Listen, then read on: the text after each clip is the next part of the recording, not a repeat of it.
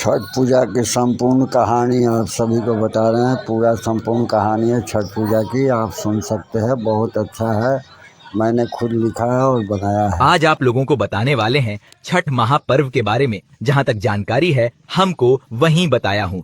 मेरा नाम भूपेंद्र सिंह जी, सेंदुआर बाबू टोला, जिला सारण, बिहार का रहने वाला हूँ। मेरा फेसबुक भूपेंद्र सिंह जी के नाम से चलता है। यूट्यूब भूमिहार ब्राह्मण मोटिवेशनल के नाम से अच्छा लगे तो लाइक करें, सब्सक्राइब करें। सूर्य देव की आराधना और संतान के सुखी जीवन की कामना के लिए समर्पित छठ पूजा का यह महापर्व हर साल कार्तिक मास के शुक्ल पक्ष की षष्ठी तिथि को पड़ता है।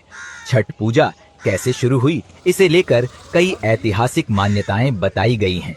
पुराणों में छठ पर्व के पीछे की कहानी राजा प्रियव्रत को लेकर है, लेकिन इसके अलावा एक और कथा भी पुराणों में मिलती है। बिहार के छठ पर्व को लेकर कई मान्यताएं प्रचलित हैं। इनमें से एक मान्यता यह भी है कि भगवान श्री राम की पत्नी सीता मां ने सबसे पहले छठ पूजन किया था, जिसके बाद ही महापर्व की शुरुआत हुई।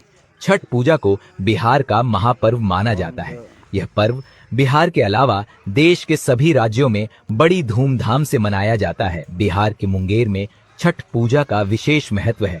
छठ पूजा से जुड़ी कई अनुश्रुतियां हैं, लेकिन धार्मिक मान्यता के अनुसार सबसे पहले सीता माता ने बिहार के मुंगेर में गंगा तट पर संपन्न किया था। इसके बाद से महापर्व की शुरुआत हुई, जिसके परिणाम स्वरूप माता सीता के चरण चिन्ह आज भी उस स्थान पर मौजूद हैं।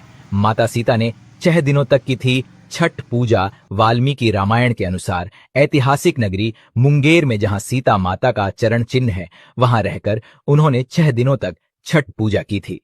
प्रभु श्री राम जब 14 वर्ष के वनवास के बाद अयोध्या लौटे तो रावण वध के पाप से मुक्त होने के लिए ऋषि मुनियों के आदेश पर राजयज्ञ सूर्य करने का उन्होंने फैसला लिया।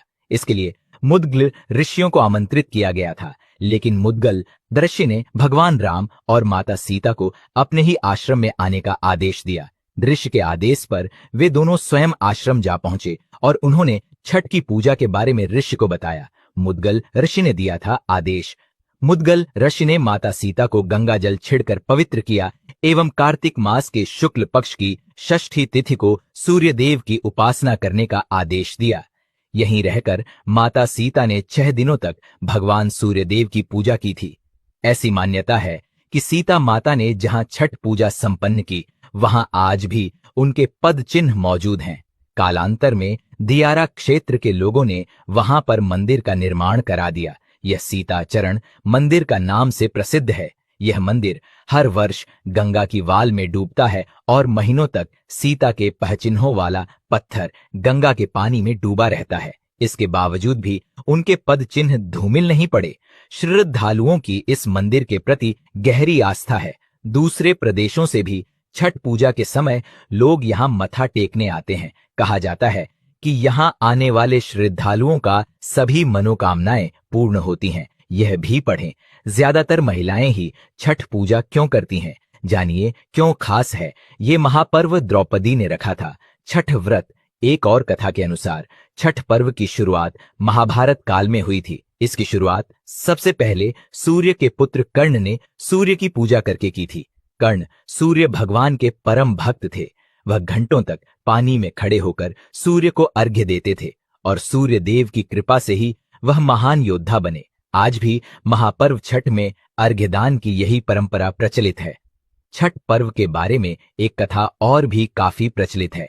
इस कथा के मुताबिक जब पांडव अपना राजपाट जुए में हार गए, तब द्रौपदी ने छठ पर्व रखा था। इस व्रत से उनकी मनोकामना पूरी हुई और पांडवों को अपना राजपाट वापस मिल गया था। लोक परंपरा के मुताबिक सूर्यदेव और छठी मैया का संबंध भाई बहन का है। इसलिए छठ के मौके पर सूर्य की आराधना फलदायी। को सब्सक्राइब करें, ज़्यादा से ज़्यादा शेयर करें। यूट्यूब पे संपूर्ण कहानी आप सुन सकते हैं।